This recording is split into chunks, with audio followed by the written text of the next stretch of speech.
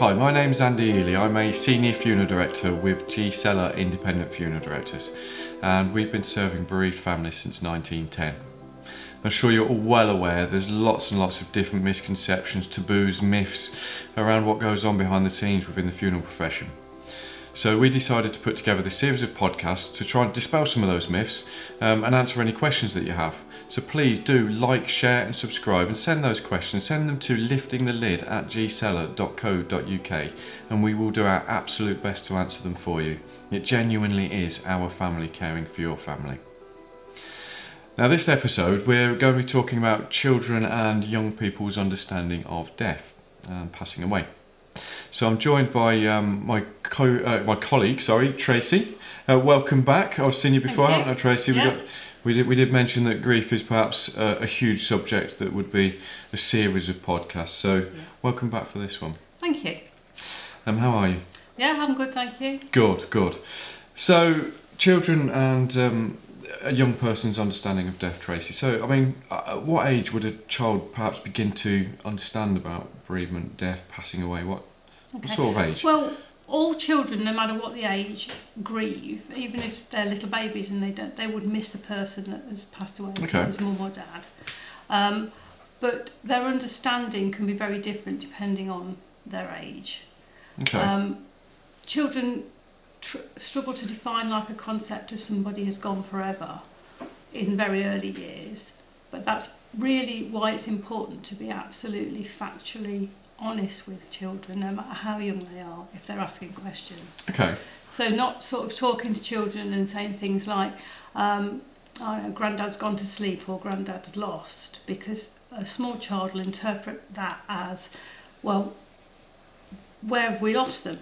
Can we find them? Okay. Or it can if you say gone to sleep, that can cause really big problems with the child being scared to go to sleep, that they won't wake up. So factual honesty at all ages, that's right through from very little children through to teenagers and older, that just think about what we need as adults. We like to know what's going on, and it's the same for children. So, honesty is always the best policy. That was going to be one of my questions. I think you've answered it there. Yeah. So, I mean, in terms of a funeral, I mean, can a child attend a funeral? Would you advise a child? How would you handle that situation? Okay, well, if a child's old enough to understand the concept of death, then generally they're old enough to be given the choice if they want to attend.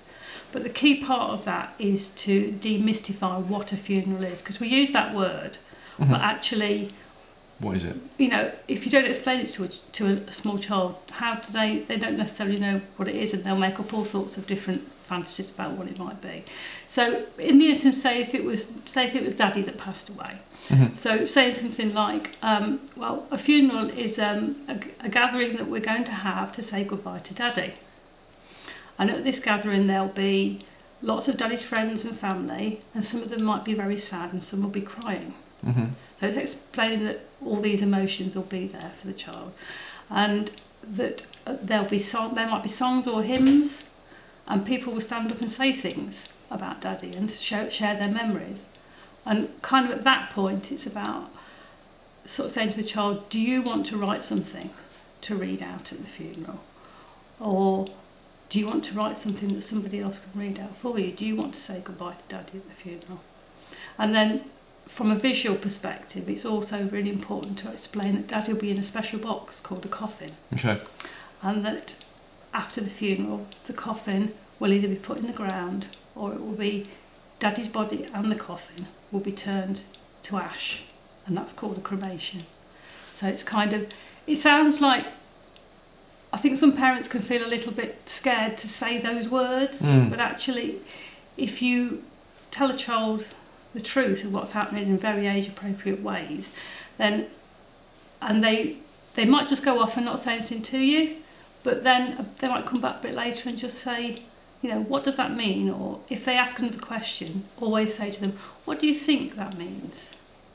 And then if they're thinking wrongly, you can correct the wrong thinking. Okay. But I guess the thing about it is that a lot of, say in the instance if it was Dad that died and Mum was left with children. Yeah. Mum won't be in a great state at that time. No, probably can't cope. Yeah. So that's where kind of bereavement support counselling can come in really useful, because not only would it be supporting mum, it would also be, we also use it to strategise how she can talk to the children and help them with their grief as well. Okay. So it's kind of a dual process in that sense. And if mum needs to be the best for herself in order to support the children as well. Yeah, absolutely. Wow. I mean, we quite often, as the funeral director arranging, we quite often get asked, I mean, should a child attend a funeral service? And I had, so what you're saying about the open and honesty there, I've had people ask me if the child can perhaps meet me beforehand. Yeah. And sometimes we advise maybe to try and be involved and part of that funeral service, perhaps drawing a picture, placing it with daddy, just trying to be involved. So I think there are all policies and approaches that work really well to help. And actually meeting people like yourself, that's demystifying it for the child as well. And they coming into the building, and they'll come into the funeral and they'll see you there, and that it's a face they recognise, that they know is someone that's looking after everything. So we would say to the family that we're looking after that they know their children, they know what they can perhaps handle. Absolutely. But this is from a funeral director perspective rather than bereavement counselling. Yeah.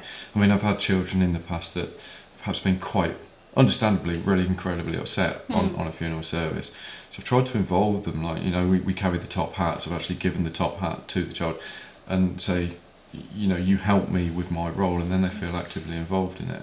Yeah. But I do like the open and honest that you do there. So how do you help a child perhaps cope with a loss? Okay, well, just the same as with adults, all children grieve differently. Yeah. But they can be very much more bouncing through the oscillation process, and I think we spoke about that in the first episode, didn't we? So that 1 minute they can be in floods of tears and saying they really miss daddy and they don't want to go to school and they don't want to do anything, and then 2 minutes later they'll be asking you what's for dinner. And that can leave parents really kind of like, I don't know if they're grieving, I don't know what's going on. It's like, and a bit thrown by everything that's happening. But it's almost like you've got to let your child just do that, let them bounce in and out. Because just if you think about what we as adults need, we need factual information, we need to know that someone's there for us if we want to talk. Then we need to know that we can still do normal things. We all crave normality in times of grief because it's a chaotic time. So again, a way of helping children is to let them carry on doing all the things they would normally do. So if they want to encourage them to go to school, because school will provide a structure for them. Yeah. And also things like, you know, if they go to football club or they go swimming or whatever they do, and playing with friends and things like that. All the normal things that were in their lives before, because home life might be quite chaotic. So actually going out and doing all those things will help them. But I guess it's the quiet times, like story time before bed and things like that. To just have a little bit and just check in and see, you know, how are you? Are you thinking about daddy? You know, what's going on? That kind of thing. And I think the only thing I'd say with all this, again, I'm going back to like support for the parent, because parents got to be strong enough to be able to do that with the child, but it's also them allowing other family members to be that support for the children as well. So it's kind of, it does become a family thing to do to support a child. Absolutely. I mean, how can the child be affected? I mean, what sort of, how are they affected? What happens? Well, like I said, a lot of times children can just be bouncing around like nothing's happened. But it's worth checking in with school, because quite often children will hold it all in. You think there's a change of behaviour, perhaps? And it can come out at school in things like either, you know, sort of disengaging with classes and not concentrating. It can turn children that were previously very conscientious into little troublemakers that are, you know, kind of like messing about, or even can create some bullying behaviour or withdraw. But just it's worth seeing if there's been changes at school, because you might not always see it at home as well. And children, you can actually see a lot of what's going on with children through play, through just watching them, because they might act out death scenes with their dolls. Okay, yeah. Or if they're on their PlayStation or something, they'll be like getting overly angry or something like that. And that's all. If you think about all the stages of grief that we go through as adults, it's the same, but it comes out more kind of, I guess, spikily, kind of here and there. A bit more sort of amplified, I guess. Yeah, I guess. Okay. And then kind of, but then times when they just seem like absolutely nothing's wrong at all. Wow.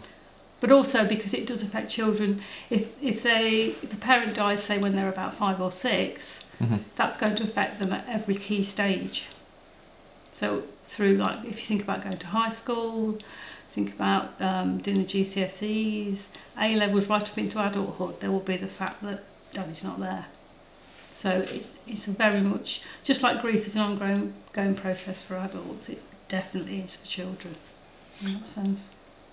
Well, there's lots to sort of try and pay attention to, isn't there? There is, yeah. So I'm going to just, very similar to a previous question, around a child perhaps attending a funeral service. So we, at G-Seller, we have a book that's specifically aimed for children and sort of the part of their process, compile images, perhaps, and write stories and memories, photographs in a little kind of memory book, I guess. Yeah. What are your thoughts if a child asks if they can come and see in the Chapel of Rest, come and visit perhaps Daddy or Granddad or Grandma? What would you think there? Well, again, if the child's old enough to understand the concept of death, then yes, but again with information. So explain. So it's inform all the time. It's like explain to the child what it's going to be, how they're going to come in and what will be happening when they come and see them in the Chapel of Rest. And again, it's about choice. Some children will say they don't want to once they know. And same with the funeral, but it's actually giving the child the choice. Okay.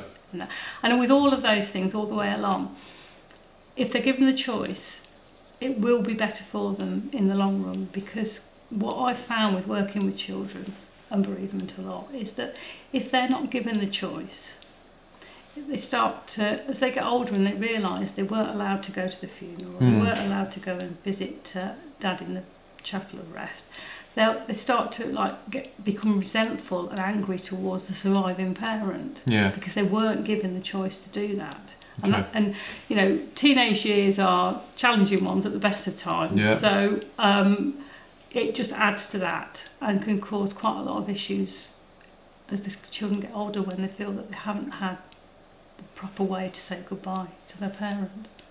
Right. Be open and honest. Yeah. Tracy, thank you. I think again we're still just touching the tip of the iceberg. Yeah. Such a huge subject. So that draws us to a close of today's episode. So please do like, share, subscribe. Any questions that you have, email them to liftingthelid@gseller.co.uk. Tracy, we will see you soon, and we'll see you next time.